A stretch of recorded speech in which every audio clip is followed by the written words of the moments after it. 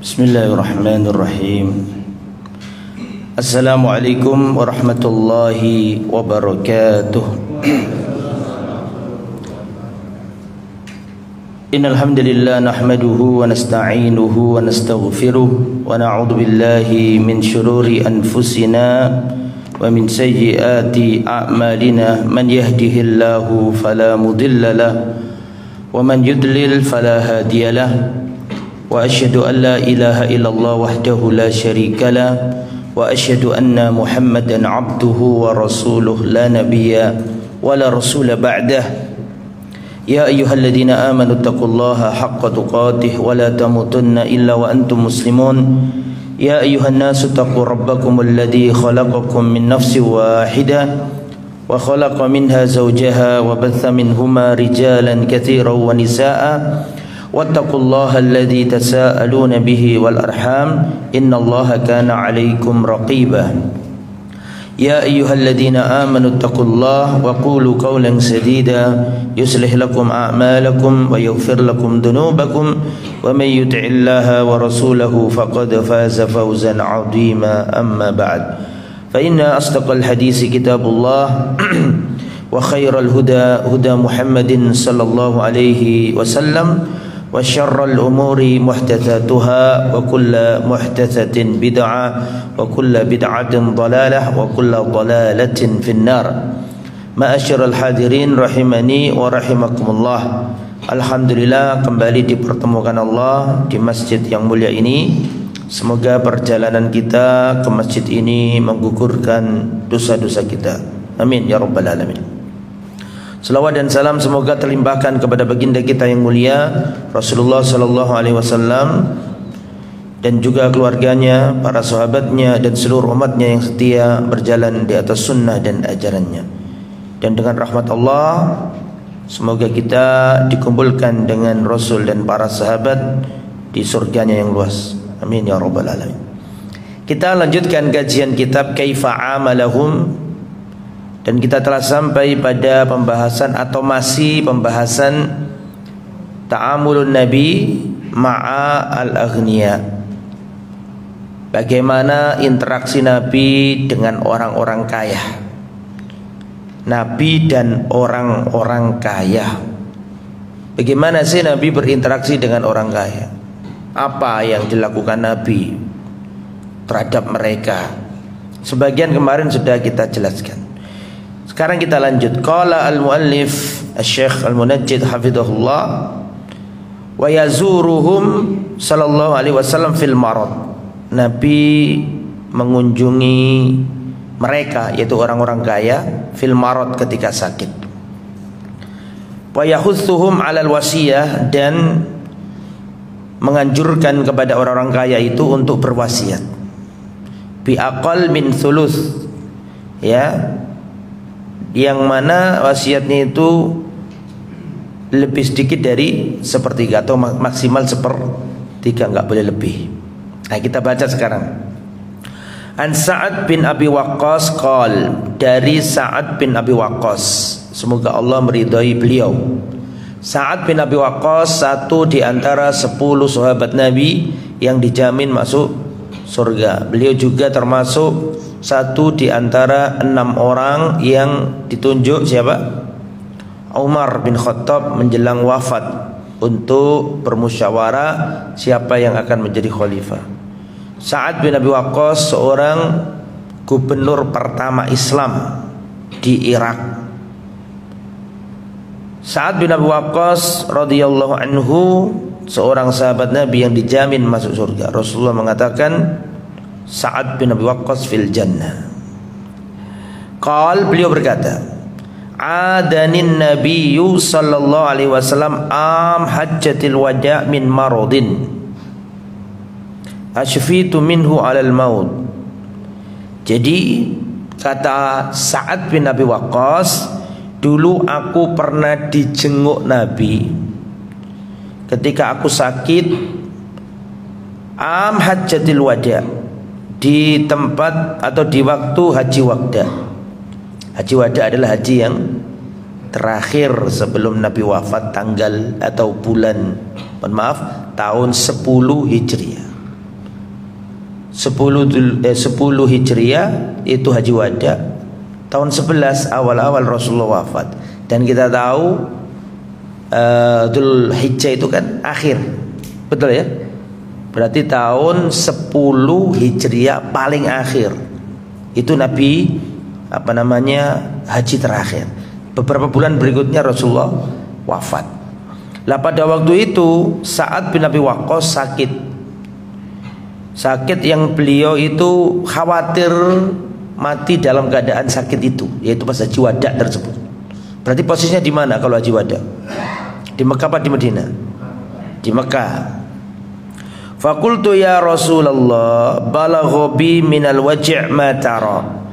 Ya Rasulullah, aku ditimpa sakit yang seperti engkau lihat.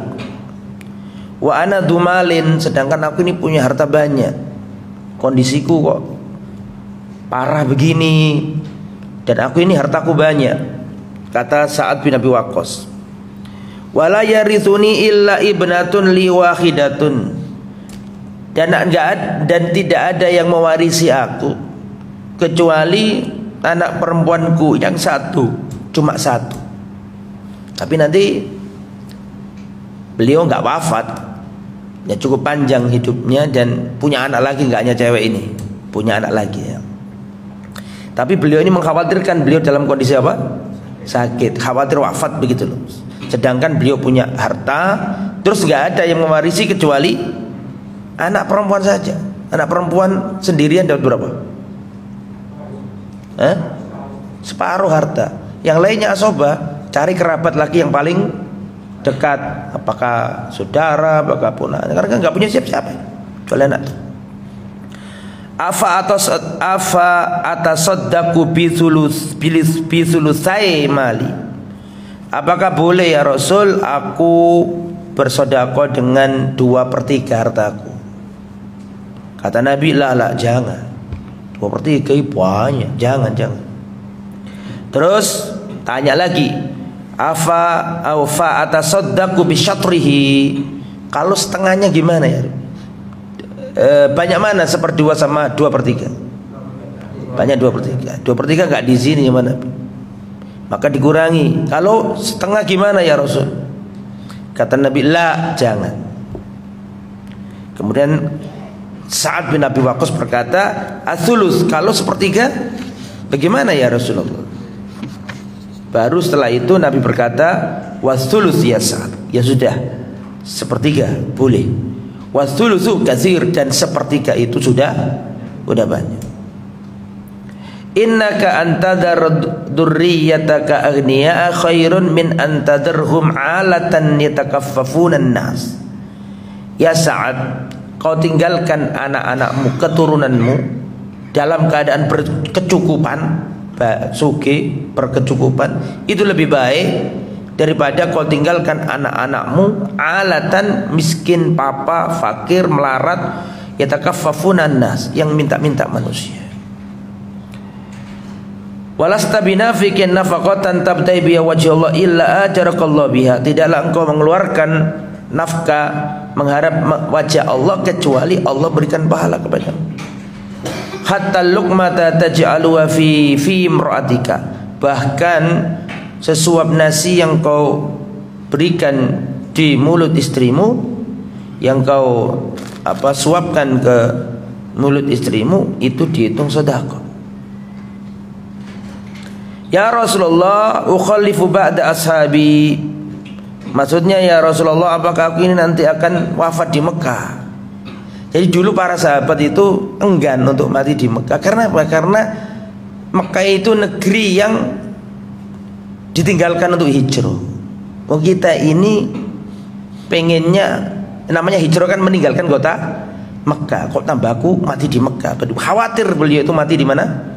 Di Mekah. Mekah adalah kota yang hijrah darinya. Paham ya?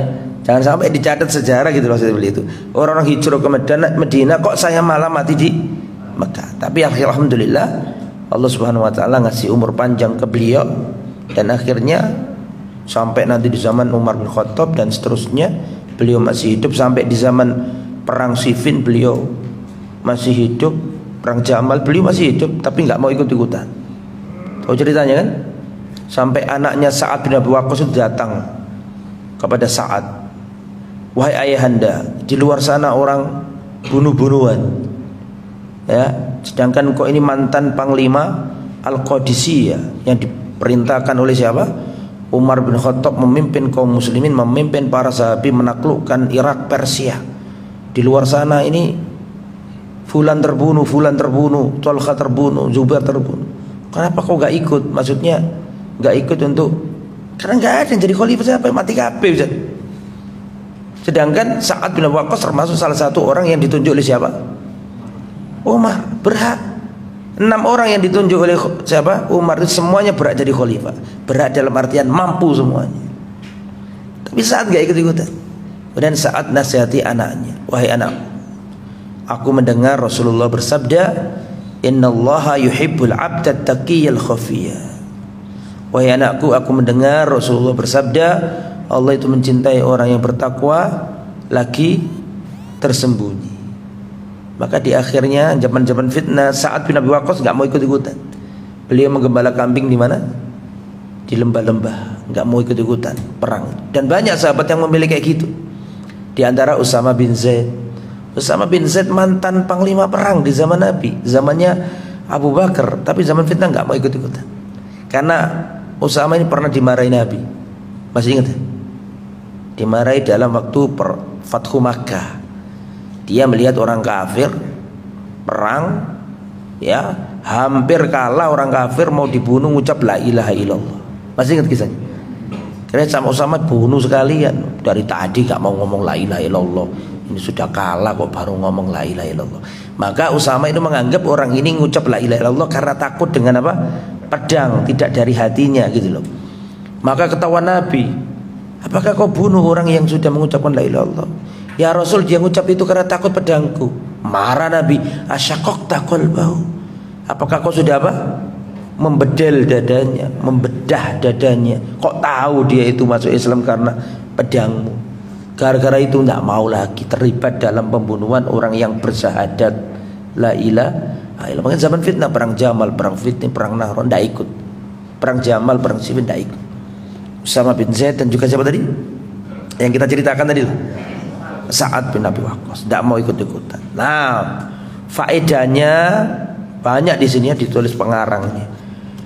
Istihbabu iyadatil marid, ya, dianjurkan untuk menjenguk orang yang sakit dan mengarahkannya. Orang sakit itu gak sekedar dijenguk, tapi diarahkan dari sisi syar'i. Kalau wudu yang benar begini, lo banyak loh Pak, orang sakit itu kadang gak sholat. Dan jenguk itu tujuannya gak sekedar jenguk, tapi ngasih ya wejangan-wejangan yang baik, jenengan yang sabar. Kewajiban sholat nggak gugur dengan orang sakit. Selama orang itu akalnya waras, tetap sholat. Meskipun lumpuh nggak bisa ngapa-ngapain, cuma matanya tok bisa kedip, masih terbebani kewajiban apa? Sholat semampunya. Ini sholatnya nggak bisa ditinggalkan. Makanya orang jenguk orang sakit kasih pengarahan. Termasuk kalau orangnya kaya diingatkan, segera berwasiat. Bahkan ada hadis tidak halal seorang tidur nyenyak sedangkan wasiatnya belum diapakan? Ditulis. Orang yang punya harta nggak boleh tidur 2 hari kecuali wasiatnya harus ada di sisinya. Jadi wasiat itu harus diperbarui. Apalagi yang bisnismen, punya piutang banyak, punya hutang banyak. Piutang berarti uangnya dia dibawa orang, hutang berarti dia ngambil pinjam hartanya, harus diperbarui supaya ahli warisnya itu tahu. Ya ayyuhalladzina amanu idza tadayantum bidainin ila ajalin musamman faktubu. Wahai orang-orang beriman, jika kalian berurusan dengan transaksi yang tidak tunai, artinya apa? Hutang piutang, maka tulis. Ya, karena hutang ini jangankan orang yang mati biasa, orang mati syahid aja nggak bisa ngapuskan apa? Hutangnya. Hati-hati ya, dikasih nasihat supaya nulis wasiat. Kemudian tadi juga termasuk pembahasan wasiat nggak boleh lebih dari apa? 1/3. wasiat nggak boleh lebih dari seperti, dan wasiat itu nggak boleh kepada ahli waris. Wasiat harta nggak boleh kepada ahli waris. Maksudnya begini loh, kalau seorang yang masih hidup ngomong ke anak-anaknya, dikumpulkan, nanti kalau aku mati, tambak yang 1 hektar itu milik anakku yang pertama ini, kamu misalnya gitu. Toko yang gede itu milikmu anak kedua, pabrikku milikmu anak ketiga. Ini nggak boleh kayak gitu. Wasiat harta kepada ahli waris nggak boleh, karena itu nggak usah diwasiati, sudah ada ilmunya sendiri. Namanya ilmu apa? Waris. Ente kamu nggak ngomong pun mati, wis ono aturane, nggak usah diomongno. Tapi wasiat untuk non ahli waris. Misalnya itu punya ponaan kan nggak dapat, selama punya anak kan nggak dapat. Maka ponaan ini kasihan, anak yatim misalnya. Dia ngomong sama anaknya, nanti kalau bapak mati tolong saya kasih 1/6 harta saya. 1/6 kan lebih kecil daripada 1/3. Atau 1/3 nggak apa-apa, dibagi karena punya ponaan yang lain yatim, punya ponaan lain yatim, ya sudah 1/3 dibagi berdua. Nggak boleh lebih dari 1/3, karena akan mendolimi mendolimi ahli warisnya sendiri. Kecuali kalau ahli warisnya ridho, ya beda ya. Tapi intinya boleh wasiat untuk masjid, untuk pondok pesantren, tapi nggak boleh lebih dari berapa? 1/3 harta. Karena kalau lebih dari 1/3 nanti ngurangi jatahnya ahli waris yang sesungguhnya. Adapun wasiat yang lain ya boleh. Saya wasiatkan agar anak-anakku bertakwa kepada Allah, tidak meninggalkan sholat, berbaktilah kepada ibumu. Nah, itu terus sambunglah tali rahim ayah setelah kematian ayah, jadilah anak yang baik. Ini boleh wasiat kayak gitu. Tapi kalau harta tadi nggak boleh kepada apa? Ahli waris. Taib. Dan akhirnya umurnya panjang itu tadi siapa? Sa'ad bin Abi Waqqas, nggak jadi wafat. Ya. Terus selanjutnya, jadi Rasulullah mengunjungi sahabat yang sakit, yang kaya, punya harta, dan diarahkan hartanya tadi. Wa kana ya'muruhum bil adli fil atayat bainal aulad. Nabi nasihatin orang kaya, kalau ngasih sesuatu kepada anak maka harus adil. Tidak boleh anak ini dikasih, anak yang sono nggak dikasih. Bagaimana ceritanya? Begini, perhatikan. Dan pilih kasih kepada anak itu bahaya, pol. Jangan pilih kasih kepada anak. Kalau engkau pilih kasih kepada anak, sama dengan kamu memutus tali rahim di antara keduanya. Ketidakadilan orang tua itu silet tajam, perusak silaturahim. Nah, menyakitkan. Coba bayangkan, Nabi Yakub itu nabi loh, adil. Tapi karena si anak-anaknya merasa ada sesuatu yang Nabi Yakub tuh nggak adil, padahal perasaan mereka sendiri. Oh, Nabi kan nggak mungkin dolim toh, betul apa enggak? Tapi ada kecondongan yang apa, cintanya Nabi siapa? Yakub itu kepada Yusuf. Gitu saja sanggup membunuh, sanggup mereka menjadikan mereka ingin membunuh Nabi Yusuf, bahkan memasukkan Nabi Yusuf ke sumur tanpa baju, karena bajunya kan diambil terus dicampur dengan apa? Darah. Berarti kan nggak pakai baju itu Nabi Yusuf masuk penjara. Betapa dinginnya, betapa menderitanya Nabi Yusuf. Karena menurut mereka loh ya, Nabi Yakub dianggap tidak adil. Lalu bagaimana kalau orang tua memang nggak adil? Wah, menyakitkan itu. Dan jangan sampai tidak adil kepada anak-anak. Perlakukan anak dengan kau nggak tahu, kalau kau mati itu kau nggak tahu mana anakmu yang lebih berbakti. Bisa jadi anak yang nggak kamu toleh, justru itu yang mendoakan. Anak yang kamu kasih banyak itu kadang lupa. Makanya perlakukan anak dengan, karena nanti kalau kita wafat kita pengen dapat bakti mereka semuanya. Kita baca nih, itu kejadian di zaman Nabi. Perhatikan. Anin Nu'man ibn Bashir, dari Nu'man bin Bashir. Nu'man sahabat Nabi, Bashir sahabat Nabi, anak dan bapak sama-sama sahabat. dari Nu'man bin Bashir anna ummahu Amr binti Rawaha sa'alat abahu. Dari Nu'man bin Bashir bahwasanya ibunya namanya Amrah binti Rawaha bertanya kepada bapaknya. Berarti siapa? Bapaknya Nu'man siapa tadi? Bashir. Jadi ibuku namanya Umrah bin Rawaha tanya ke bapakku namanya Bashir.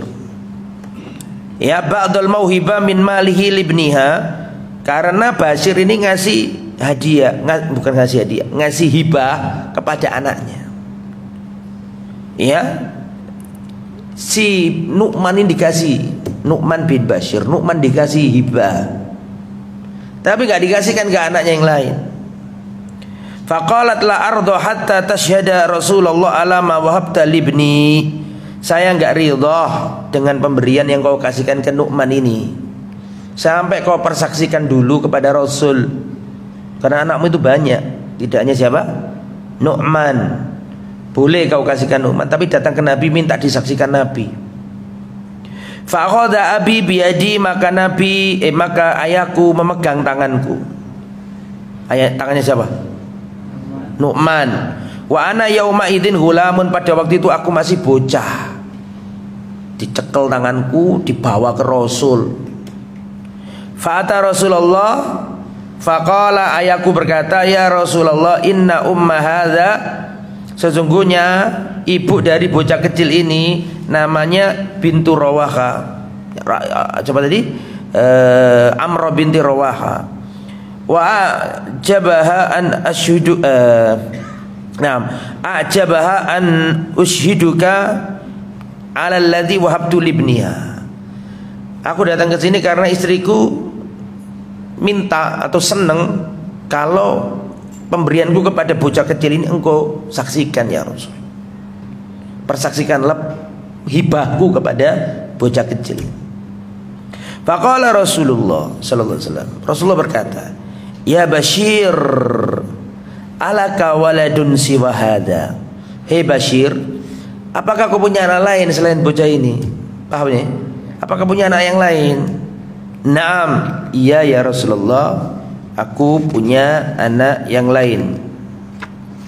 Kemudian Nabi bertanya lagi, akulluhum wahabta lahum mithlal ladzi wahabta libdika hadza. Apakah anak-anakmu yang lain kamu kasih hibah seperti yang kau kasihkan kepada anakmu yang satu ini? Kata Bashir, la, enggak ya Rasulullah. Maka Rasulullah menjawab, la tashhadni idzan fa inni la asyhadu ala jawrin la jurin. Kalau gitu jangan kau persaksikan kepadaku hibah ini, karena aku enggak mungkin menjadi saksi dalam kecurangan. Tidak boleh. Ayasurruka an yakunu ilaika fil birri sawa, tidakkah kau senang nanti mereka semuanya berbakti kepadamu? Bala, tentu ya Rasulullah. Fala idzan, kalau gitu jangan lakukan ini. Kasih semuanya, karena kamu juga ya, supaya dapat baktinya mereka semua. Kemudian dalam riwayat Rasulullah berkata, ittaqullah, bertakwalah kepada Allah, wa'dilu fi auladikum, berlakulah adil kepada anak-anakmu. Akhirnya kata Nu'man, faraja abi, maka abi pulang, faradatil kasadaqah, dan ditarik lagi. Dan boleh narik pemberian, haram menarik pemberian kecuali pemberian orang tua kepada siapa? Anak. Gak boleh jenengan ngasih saudara terus dipakai gak sido balik no, gak iso ngelarak no hati terus kayak no kok ya. Atau ngasih orang tetangga dikasih, saya itu ngapunten Mbak Yu, nggak mboten sios, uang yang saya kasih kemarin tolong dikembalikan. Nggak bisa, kata Nabi, kalb kayak anjing muntah terus diapakan? Dijilati lagi. Kecuali pemberian orang tua ke anak boleh ditarik. Kasih sawah boleh ditarik, kasih toko boleh ditarik. Hukumnya beda. Kenapa? Karena Nabi mengatakan anta wa maluka li abika, kamu dan hartamu milik bapakmu. Makanya nggak ada potong tangan kalau orang tua ngambil hartanya anak, nggak ada, nggak berlaku, nggak berlaku. Ya nggak bisa. Jadi orang tua ngambil harta anaknya, anaknya masang CCTV gergeten, ayahnya dikadukan ke mahkamah, nggak bisa. Ayahmu nggak mencuri. Justru kamu kenapa kok ayahmu sampai mencuri? Nah, jadi Rasulullah Shallallahu Alaihi Wasallam ngasih nasihat kepada orang kaya harus adil kepada anak-anaknya, karena tidak adil itu bahaya, meninggalkan bekas luka. Gini loh, kalau kita mati, semoga kita panjang umur semua, amin, dalam kebaikan. Salah satu yang bermanfaat bagi orang mati adalah tali rohim yang disambung anak, betul enggak? Di antara cara berbakti kepada orang tua yang sudah wafat kan anak nyambung tali rohimnya orang tua, betul apa enggak? Itu kan bolak-balik kita sampaikan. Orang tua kita misalnya sudah wafat, semoga Allah beri panjang umur semua dalam kebaikan.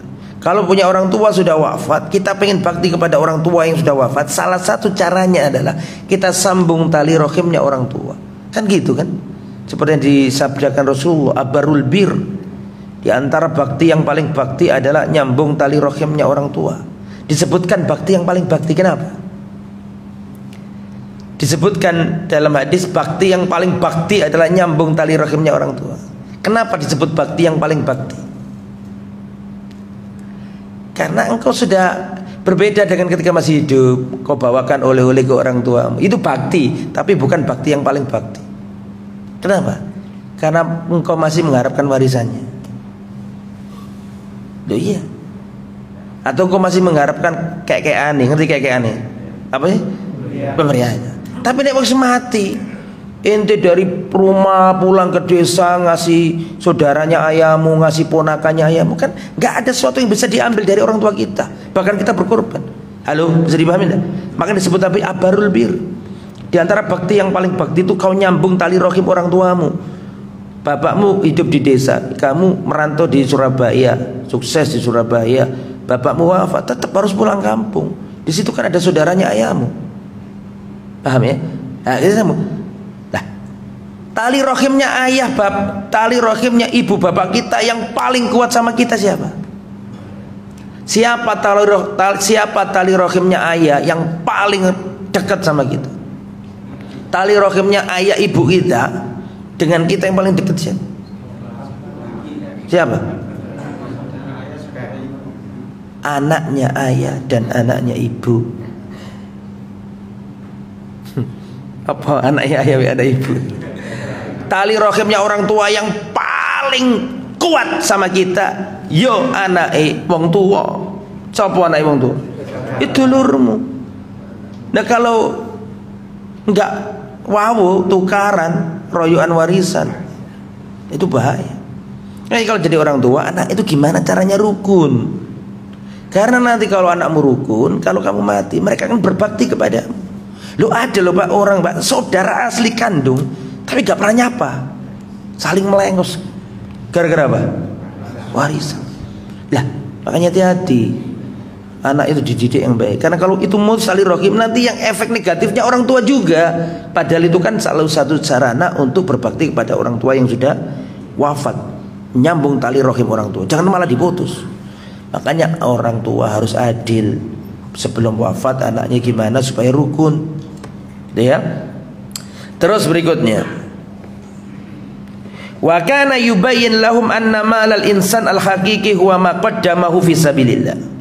Rasulullah nerangkan ke orang-orang kaya bahwa harta mereka yang sesungguhnya adalah harta yang sudah dikeluarkan di jalan Allah. Sampai-sampai Nabi berkata seperti ini dari Abdullah bin Mas'ud. Nabi berkata seperti ini, ayyukum malu warithihi ahabbu ilaihi min malihi. Siapakah di antara kalian yang harta ahli warisnya lebih dia cintai daripada hartanya sendiri? Ini kan pertanyaan janggal. Kata Nabi, siapakah di antara kalian yang harta ahli warisnya lebih dia cintai daripada hartanya sendiri? Kata para sahabat, tentu ya Rasulullah, tidak ada seorang pun di antara kita kecuali hartanya sendiri lebih dia cintai daripada hartanya ahli warisnya. Kata Nabi, hartamu itu yang sudah kamu belanjakan. buat beli pakaianmu, buat sedekah ke masjid, itu hartamu. Adapun kalau kamu mati, terus hartamu yang numpuk gak kamu ngapa-ngapain, bukan milik. Miliknya siapa? Ahli. Hartamu ya sudah kamu taruh di masjid, kamu pakai makan di restoran, itu hartamu. Cuma bedanya nek dipakai kalau dibawa ke restoran tadi apa? Ojo basa Jawa bae. Kalau ke restoran tadi ini tadi kotoran. Tapi nek nang masjid tadi pahala jariah. Adapun yang kamu tumpuk di rekening, bisnismu gede ditunggonmu. Mereka menikmatinya dan tidak akan mendoakan. Setelah percaya karo anakmu itu ndongakno ya. Kecuali anak sing soleh, bener-bener soleh. Nek wis cucumu ndak. Dan sering saya sampaikan ke jenengan cuma itu. Ya. Ada rumah di perumahan itu gede Pak. Saya pernah masuk, ya Allah. Iki oma sing mlebu iki wedi. Saking gedene barangnya, waduh enggak tahu itu berapa M itu. Gitu itu sekarang tahun 2024. Insya Allah 2124. Insya Allah rumah itu masih ada. Insya Allah. Tapi saya jamin insya Allah juga yang ada di rumah itu nggak tahu siapa yang bangun dulu. Buruk-buruk ndongakno. Sing bangun lho, sapa benbu? Gak ndongakno. Sing bangun awakmu. Makanya kata Rasulullah, kullu ma anfaqahu ibnu Adam ya fi ajr ilal bunyan ilal bina. Semua yang dikeluarkan dinafkahkan anak Adam ada pahalanya. Kasih makan anak istri, kasih pakaian anak istri, ngajak makan anak istri, ada pahalanya semua. Kecuali satu. Apa kemarin? Al-bina, bangun rumah. Tidak ada pahala. Kebanyakan orang bangun rumah itu gengsi, bukan kebutuhan. Tonggoku api-api kabeh omahe. Omahku kok iku kok elek deh. Padahal sini gak terlalu butuh. Asli gak terlalu apa? Bagian gak dapat pahala. Yang lain itu dapat pahala. Ngasih makan istri dapat, kasih pakaian dapat, belikan mainan untuk anak kita dapat pahala. Tapi bangun rumah gak dapat. Kecuali sebatas apa? Keperluan. Lebih dari itu gak dapat. Langsung api-api gak dapat pahala dari itu. Batil. Pernah suatu saat para sahabat memperbaiki rumahnya karena ada yang kurang pas gitu, diperbaiki. Rasulullah lewat dan Rasulullah berkata, apa yang kalian lakukan ya sahabat? Sahabat menjawab, kami memperbaiki gubuk kami ya Rasulullah, kami memperbaiki rumah kami ya Rasulullah. Kata Rasulullah, sesungguhnya kematian kita lebih dekat daripada rusaknya rumah ini. Ditandani apa meneh? Umurmu piro sih? Kok ditandani? Oh umur 50 dilungkas. Astagfirullahaladzim. Semoga kita panjang umur. Tapi nek umur 40 setelah percaya karo aku, mati dilungkas. Tapi insya Allah kita panjang umur semua. Dilungkas, semoga kita diberi Allah panjang umur. Semoga umur kita panjang tapi dalam kebaikan. Karena umur panjang tanpa kebaikan enggak percuma. Semoga kita semua yang hadir di sini diberi Allah umur panjang dan dalam kebaikan. Jangan minta mati. Karena kalau mati amalnya terputus. Minta hidup tapi di dalam apa? Kebaikan, supaya bisa beramal soleh. Karena ad-dunya mazra'atul akhirah. Dunia ini ladang akhirat. Jangan minta mati, minta hidup dan diberi kebaikan supaya kita nanam kebaikan. Ya serius, yang umur 40 lebih dan ini kan kebanyakan suka 40 meneh ya, serius, harus serius berangkat, siap-siap berangkat. Bisa ojo terlalu mikir dunia. Ya. Jangan terlalu. Yang penting bisa untuk ya hidup sederhana, iling akhirat sudah. Serius. Apa ya, semua akan hilang. Nek umur 40 lebih itu, apalagi ini kebanyakan gak 40, rata-rata lebih nemen. Sing penting itu sampai nisab amal soleh, anak sampai anak yang soleh itu sudah. Sing penting anak yang soleh sudah, anak soleh itu bibit kita kalau kita mati nanti. Bekal kita kalau kita mati ninggalkan anak soleh, alhamdulillah sudah. Dan sekarang harus siap-siap, harus ke masjid, harus bisa berdamai dengan diri sendiri sudah. Jangan terlalu menjadikan orang itu harus nurut aku. Enggak harus. Kita harus bisa berdamai dengan itu. Kita kalau stroke Ya, harus bisa berdamai, harus punya lapang hati. Ya, semoga kita diberi kesehatan semuanya. Ya, jangan terlalu gampang marah-marah. Ya, ada apa-apa, ada sesuatu yang menyenangkan hati disyukuri. Ada yang kurang-kurang ya disabari. Isinya dunia kayak gitu itu. Kita harus persiapan. Sholat, ya nggak ada syaratnya mati itu nggak harus tua. Dan syaratnya mati nggak harus sakit. Jadi tetap kita harus waspada, iling akhirat, ya bisa ke masjid sudah alhamdulillah. Masjid ngaji, nunggu syuruk, ini harus diajeki, harus diistiqomai dalam rangka membawa bekal akhirat. Itu ya. Jadi kata Nabi, nasihati orang kaya-kaya itu, dinasihati Nabi. Siapa di antara kalian orang kaya yang harta ahli warisnya dia lebih cintai daripada hartanya sendiri? Kata mereka, ya Rasulullah, enggak ada di antara kita semua mencintai hartanya sendiri daripada harta ahli warisnya. Kata Nabi, fa inna ma lahu ma qaddam. Hartanya seseorang itu yang sudah dilakukan, sudah yang sudah dibelanjakan itu hartanya dia. Nek kamu sudah mati itu donyamu. Donyamu yang sesungguhnya yang kamu keluarkan nih, ya buat masjid, buat madrasah, buat nyekolon anak, buat tuku pakaian, buat beli makanan, itu hartamu. Yang numpuk di rekening kalau kamu mati bukan milikmu, itu milik ahli warismu itu. Fa inna ma lahu ma qaddama wa malu warithi ma akhara. Hartamu yang hartanya yang sesungguhnya yang sudah dikeluarkan. Adapun harta yang dia tinggalkan milik ahli warisnya. Makanya sering saya sampaikan di tempat ini, Pak. Hamba manusia itu kalau mau dibatak nyawone, mau diwafatkan Allah, sebelum wafat yang paling diingin itu apa? Orang kalau mau wafat, yang hampir wafat, ada amalan yang paling dipingini oleh orang yang hampir wafat. Amalan apa? Sedekah. Soalnya dia ngerti hadis Nabi, baru sadar dilungkas itu, ngerti dilungkas ya? Dilungkas itu sebentar lagi. Sebentar lagi bukan milikku ini, milik anakku, milik bojoku, apalagi bojone kawin meneh. Ya. Makanya pengen sedekah. Rabbi laula akhartani ila ajalin qarib fa as-saddaqa wa akum minas. Ya Allah, jangan matikan aku dulu ya Allah, sebentar dulu, kasih aku waktu ya Allah, aku akan sedekah dulu.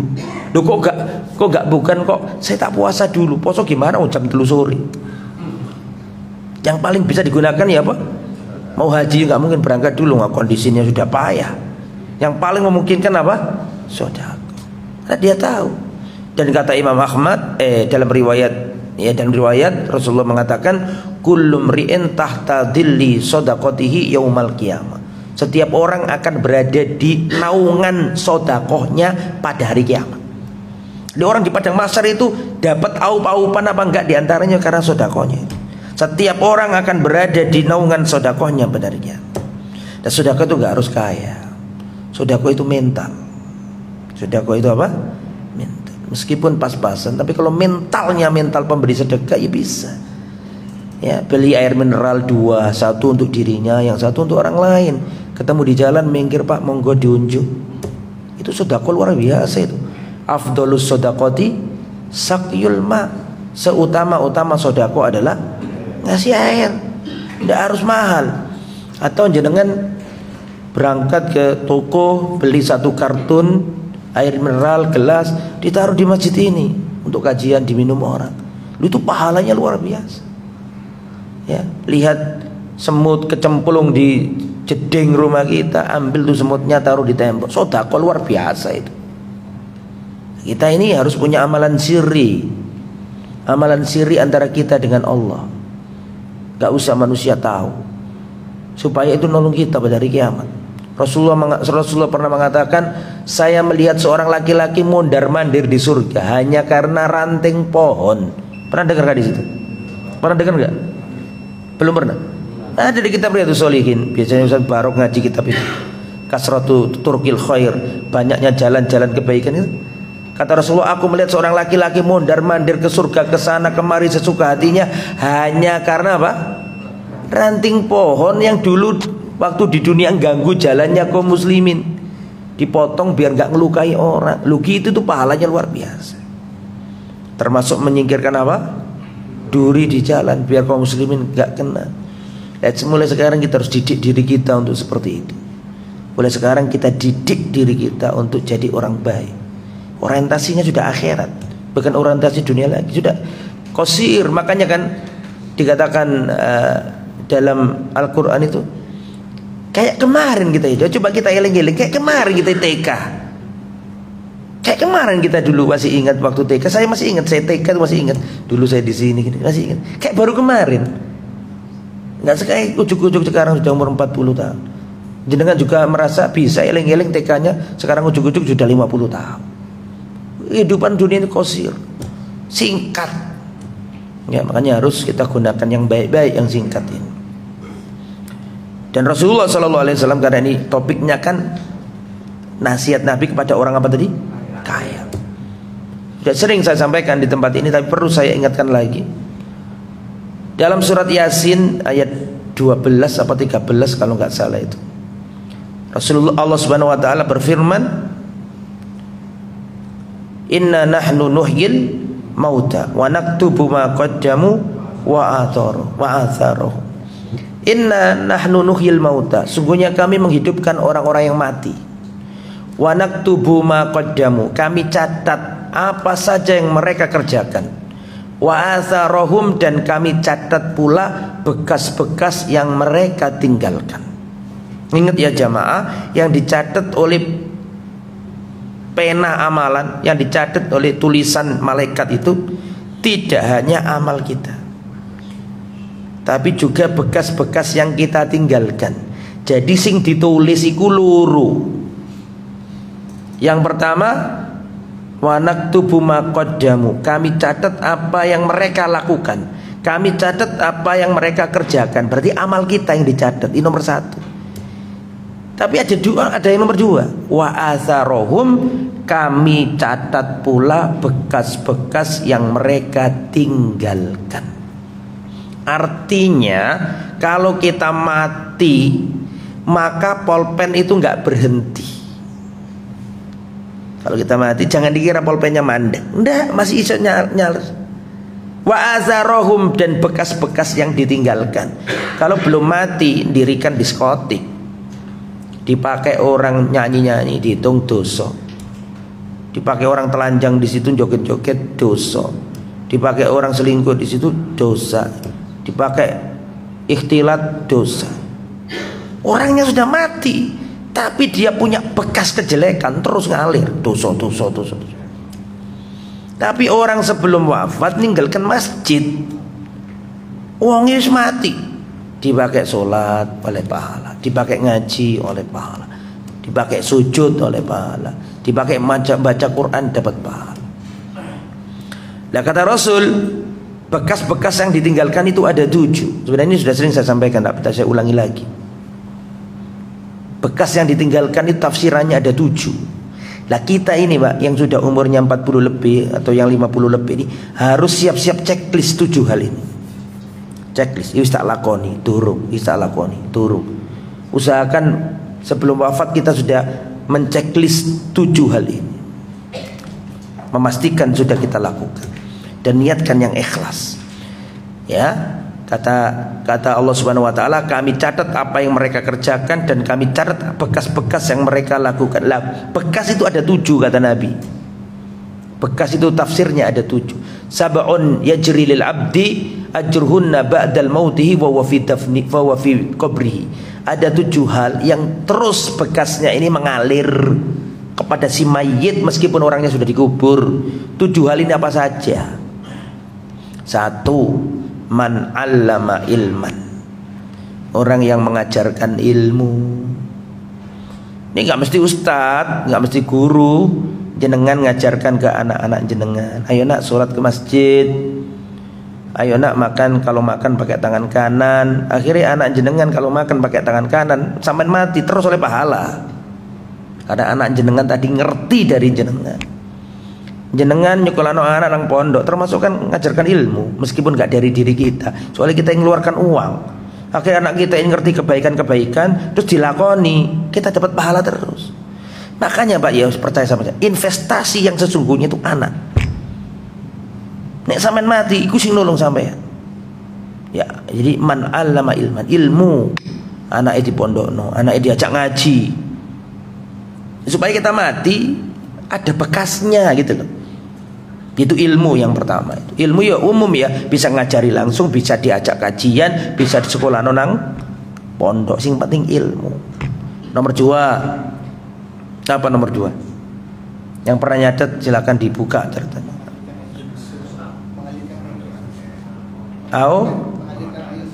Ajronahron, mengalirkan sungai.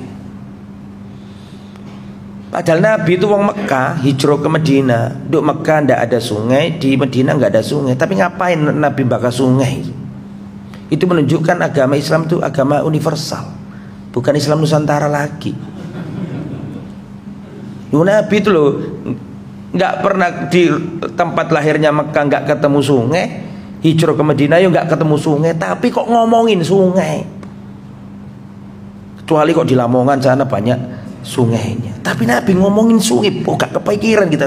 Berarti kan Nabi ini bener-bener diutus untuk semesta alam. Gersang tandus loh, kok mikirin sungai. Nah, artinya sungai itu udah dikotori. Ya, sungai Surabaya aslinya keren-keren tuh, tapi jadi butek loh. Harus dijaga bareng-bareng itu. Sungai belakang sana itu loh, itu bagus. Itu kan dulu bisa sampai ke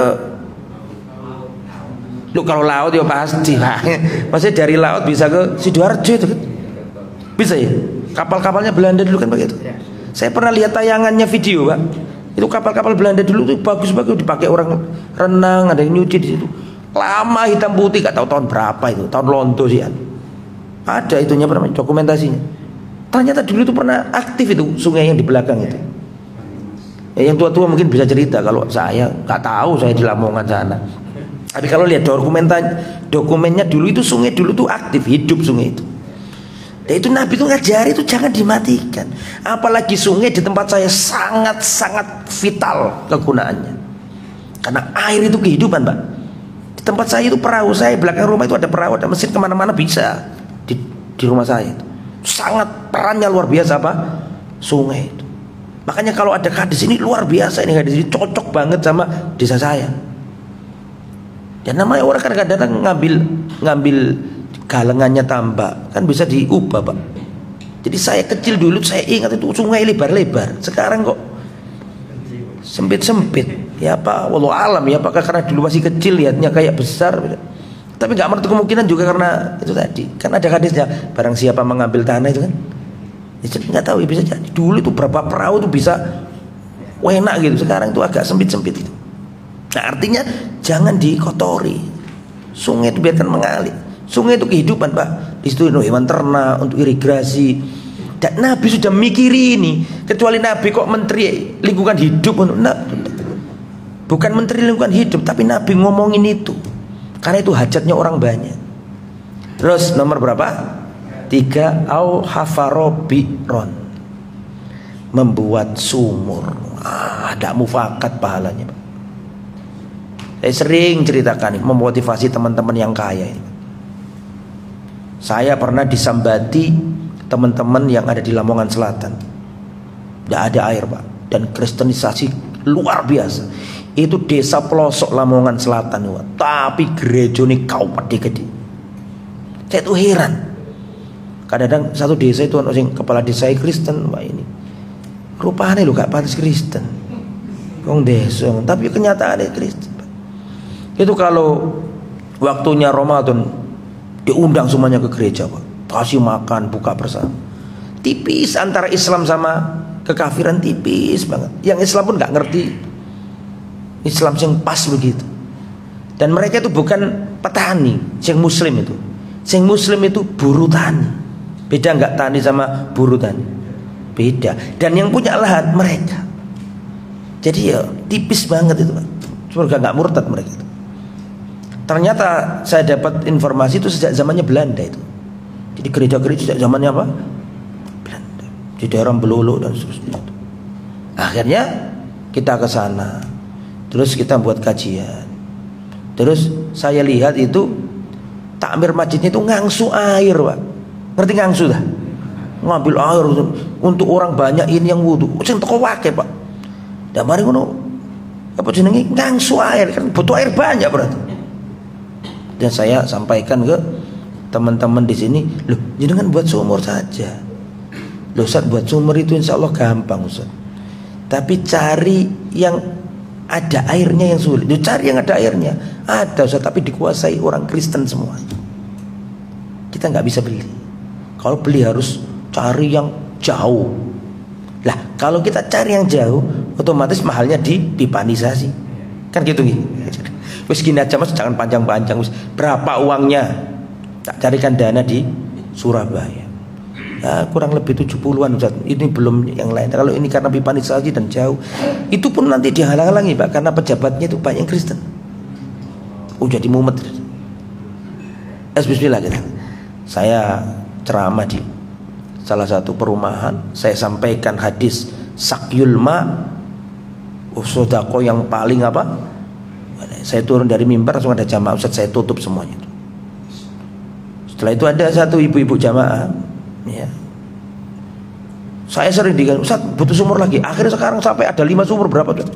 Saya ibu-ibu ini masya Allah, ibu-ibu kadang-kadang lebih ampuh daripada bapak-bapak. Dan sekarang dapat, gara-gara itu saya sering dapat tawaran sumur juga. Lah itu harus jemput bola. Itu banyak kok gitu. Di air Meduar juga banyak yang kering-kering. Itu harusnya rebutan itu. Itu bekas yang mengalir yo iki.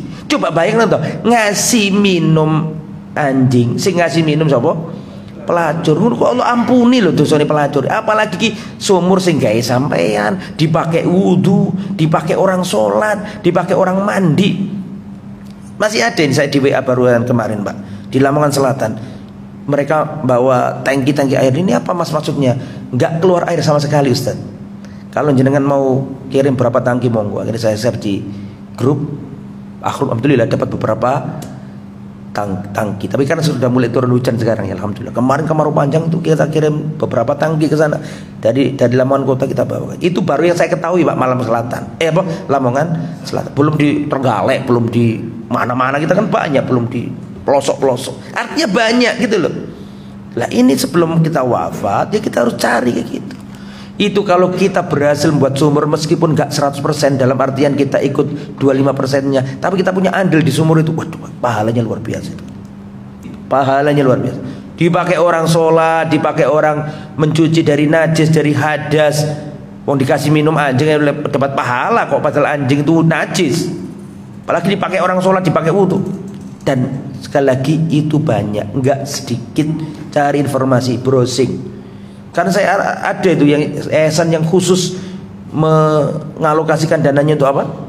Sumur-sumur itu nyata jelas pahalanya itu. Segera ambil bagian, jangan sampai ketinggalan.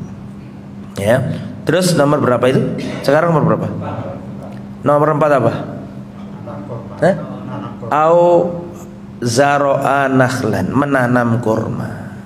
Nabi ngomong kurma ya karena memang di sana adanya kurma yang berbuah. Ya kalau di sini ya nggak harus kurma karena ada hadis yang lain gitu loh.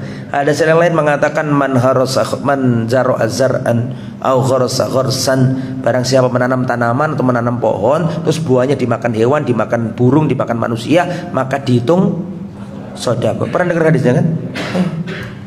Menanam. Jadi jenengan kalau punya lahan, jenengan masih sehat belum sakit-sakitan, beli bibit tanaman, icir Pak, tanam jambu apa mangga. Ya, meskipun itu dimakan codot, dimakan burung, dicolong tonggo, tetap oleh pahala. Ustadz ini saya ada punya mangga tapi enggak tukaran. Kenapa tukaran? Dicubuk tonggo ya wis. Dicubuk tonggo ya wis. Oleh pahala makmu yang menanam dulu kan mbahmu kan, tetap oleh pahala. Tidak apa-apa dimakan, mohon maaf. Ya codot ya namanya itu ya. Kelelawar itu Pak yang dapat pahala. Ya, jadi kalau punya tanaman jangan diputus. Bila perlu diganti lagi bibit yang baru kalau mati. Dan jenengan kalau punya lahan tanam tuh. Konsepnya kalau bisa tanaman yang apa?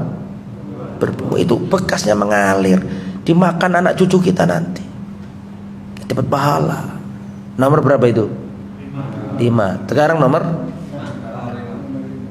5. Au bana masjidan, bangun masjid. Bangun masjid gak usah diceritakan, wis pahala luar biasa ya. Terus nomor 6, au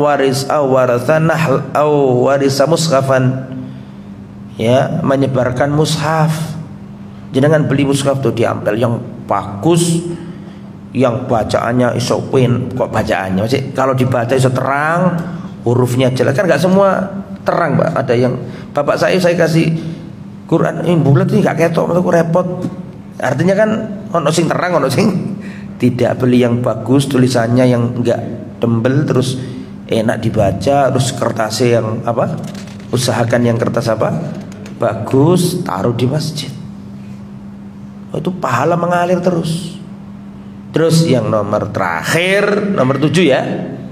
Au taraka waladan yad'ulahu, meninggalkan anak yang mendoakannya. Makanya anak itu ya investasi kita yang sungguhnya, Mbak. Jangan eman untuk anak itu. Anak harus diajak ngaji, disekolahkan, dingertikan agama. Enggak harus mondok ya, mondok ya alhamdulillah. Kalau enggak mondok ya minimal dikawal. Harus menjadi teladan yang baik. Perhatikan Pak, perhatikan. Yang punya anak kecil, anakmu itu bukan pendengar yang baik, tapi anakmu peniru yang tidak pernah gagal. Anakmu itu bukan pendengar yang baik. Dituturi kadang-kadang mepeli meloyang melayu, iya kan? Arek cilik kan bukan pendengar yang baik, tapi peniru yang tidak akan gagal. Paham sih? Mesti niru apa? Wong tuwane. Memang nek dituturi enggak ngrungokno, tapi nek sing kon lakoni ditiru. Anakmu bukan pendengar yang baik, tapi dia peniru yang tidak gagal.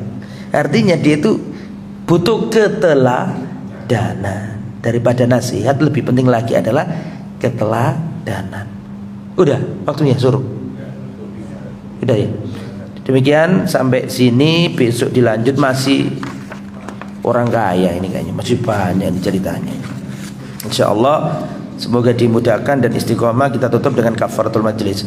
Subhanakallahumma bihamdika asyhadu an la ilaha illa anta astaghfiruka wa atubu ilaik. Assalamualaikum warahmatullahi wabarakatuh.